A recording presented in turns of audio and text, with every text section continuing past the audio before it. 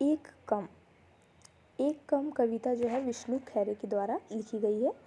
और इसमें मेनली बताया जा रहा है कि किस प्रकार जो है आज़ादी के बाद 1947 के बाद किस तरह जो है लोगों का अपना जीवन शैली किस तरह से हुआ, जीवन शैली किस तरह से लोगों ने किया अपना, और किस तरह से जो लोग अमीर हुए और कुछ लोग गरीब रह गए। तो वो दोनों में जो अमीर गरीब का जो फासला है वो किस प्रकार से तय हुआ, चलिए देखते हैं। बोला गया है यहाँ 1947 के बाद से इतने लोगों को इतने तरीक़ों से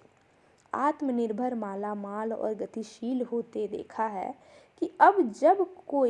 अगर कोई हाथ फैलाता है 25 पैसे एक चाय या 2 रोटी के लिए, तो जान लेता हूँ मेरे सामने एक ईमानदार आदमी, औरत या बच्चा खड़ा है, मानता हुआ कि हाँ मैं लाचार हूँ, कंगाल या कोढ़ी। तो यहाँ बताया जा रहा है कि 1947 के बाद जो है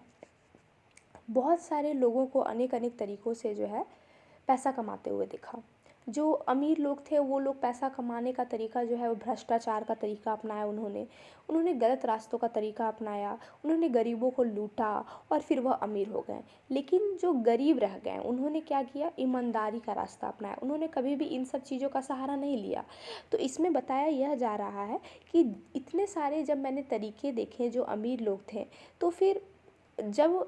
कोई भी उनके सामने बच्चा बड़ा या फिर आदमी या औरत उनके सामने जब हाथ फैलाता था खाने के लिए, रोटी के लिए, तो उन्हें ऐसा लगता था कि ये पक्का एक ईमानदार व्यक्ति ही है जो कि एकदम कुछ भी नहीं, गलत रास्तों का अपना नहीं रहा है, और वह सीधा एकदम ईमानदारी ने उन्हें क्या किया, भीख मांगने पर मजबूर कर दिया है और वह भीख मांगने पर विमश हो गया है और वह भीख मांगकर अपना गुजारा कर रहा है। तो ईमानदार व्यक्ति जो गरीब व्यक्ति है उसकी यह दिशा हो गई है। तो इसमें फिर यह दिखाया जा रहा है। फिर बोलता है कि मानता हूँ कि मैं लाचार हूँ, कंगाल या कोढ़ी, या मैं भला चंगा हूँ या कामचोर एक मामूली धोखेबाज। तो कवि अपने आप के यहाँ कोसते हुए कहते हैं, जबकि यह उन लोगों की मदद नहीं कर पा रहे, वो ईमानदार व्यक्ति की जो भीख मांग रहे हैं उन्हें यह कुछ दे नहीं पा रहे, तो यह अपने आप को कोसते हुए कहते हैं कि मैं भला ही ईमानदार हूँ या फिर मैं बहुत ज़्यादा लाचार हूँ कि मैं इनकी मदद नहीं कर सकता, मैं कंगाल हूँ, मेरे पास कुछ नहीं है, मैं कोढ़ी। जबकि वह स्वस्थ हैं फिर भी वो अपने आप को कोढ़ी दर्शाते हुए कहते हैं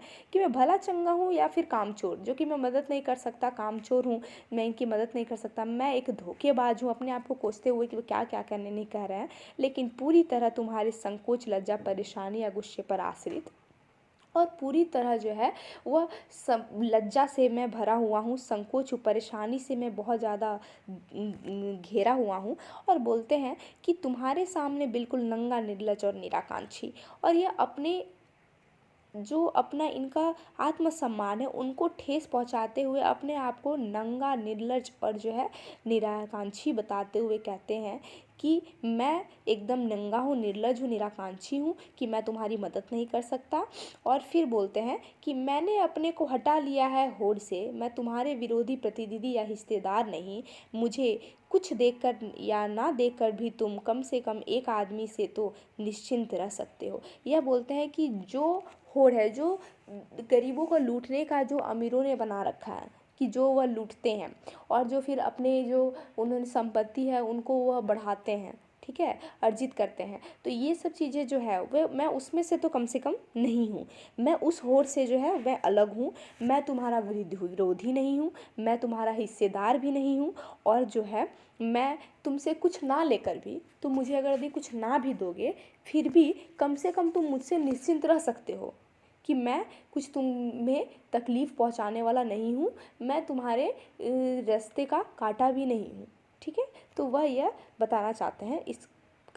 कविता के माध्यम से, और यह भी बताना चाहते हैं कि किस प्रकार से जो है हमें ईमानदारी के रास्ते पर चलना चाहिए। और जब 1947 के बाद कितने तरह के इंसान जो हैं जो बहुत ज़्यादा भ्रष्टाचार के ये में डूब गए और वो लोगों को लूटने लगे और फिर अपनी संपत्ति को अर्जित करने लगे, बल्कि जो ईमानदार लोग थे जिन्होंने इस सब रास्तों का अपना नहीं अपनाया बल्कि ईमानदारी अपनाया, उन्हें भीख मांगने पर मजबूर हो गए और वह लोगों के सामने हाथ फैलाने पर मजबूर हो गए 2 वक्त रोटी का खाना खाने के लिए। और फिर देखते हैं कि कुछ जो इम्पोर्टेंट इसके प्रश्न हैं, जैसे कि बताया गया है कि कवि ने लोगों को आत्मनिर्भर, माला माल और